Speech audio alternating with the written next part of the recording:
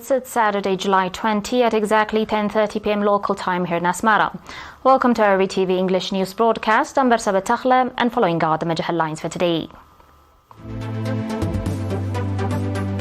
Encouragement to Eritrean national team athletes.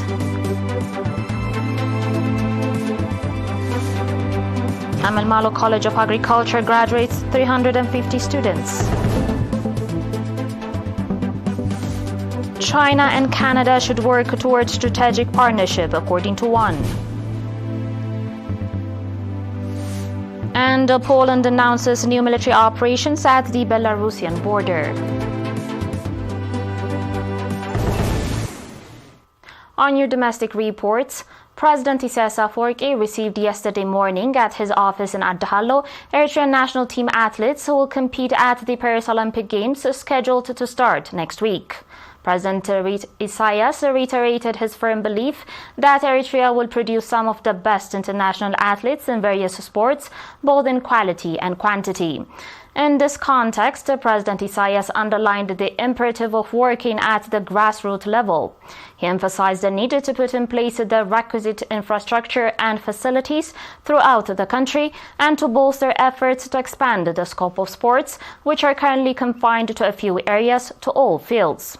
Organizing continuous competitions in all regions of the country will be vital for producing athletes with the caliber and potential to compete and succeed in several international sporting events, President Isaias stressed. The president also expressed his best wishes for success to the athletes competing in the Paris Olympics 2024, emphasizing the moral incentives this would imbue in young and upcoming sportsmen and sportswomen. Eritrea will field 11 athletes in cycling, swimming and athletics at the Paris Olympic Games 2024.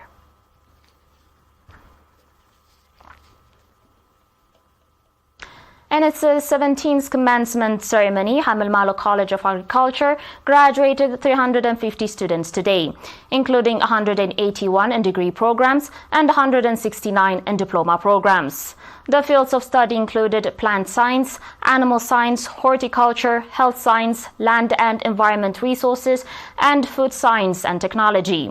Of the graduates in degree program, 51.7% were female students, while 48.3% of the diploma program graduates were female.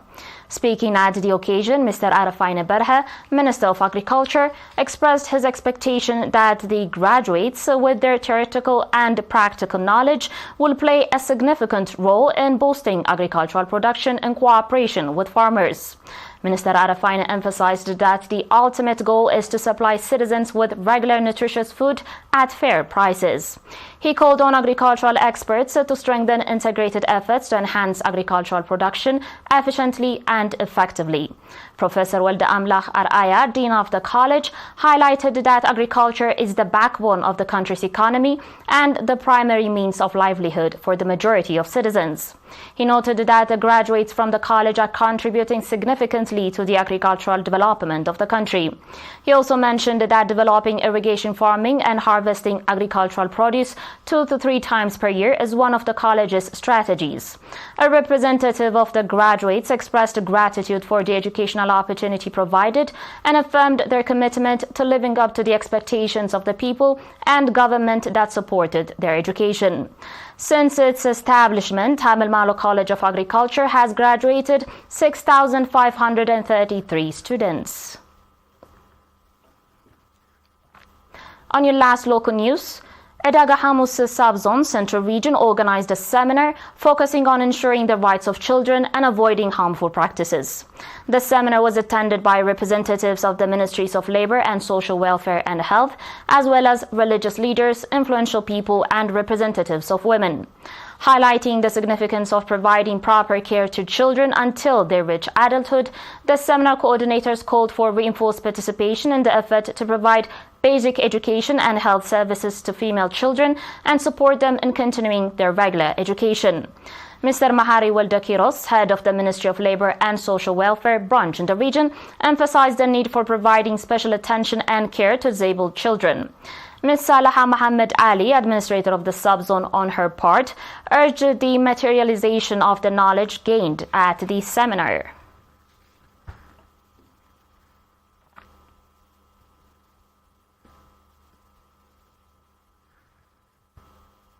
Dear viewers, do stay tuned for international reports and more after the short break.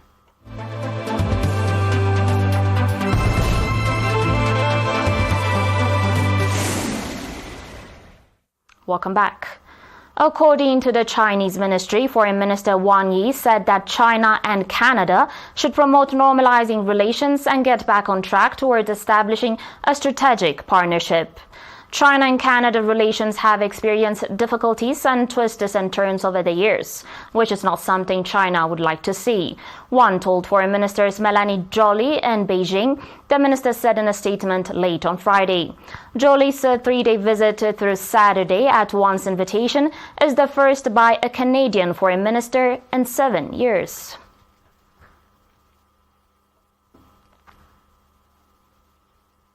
On today's final report, according to reports, a new military operation will commence at the border with Belarus and Poland on the 1st of August, involving approximately 17,000 military personnel.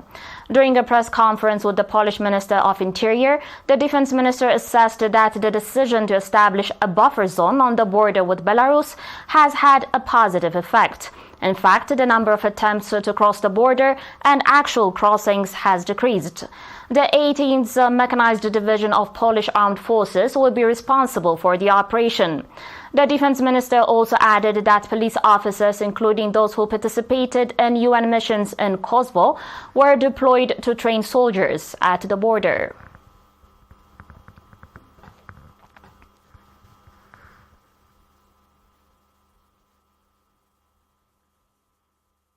You're still watching us on ERi-TV, dear viewers, and now a recap of the major headlines.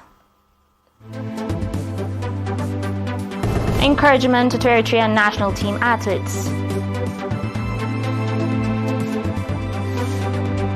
Hamel Malo College of Agriculture graduates 350 students. China and Canada should work towards strategic partnership, according to one. And Poland announces new military operations at the Belarusian border.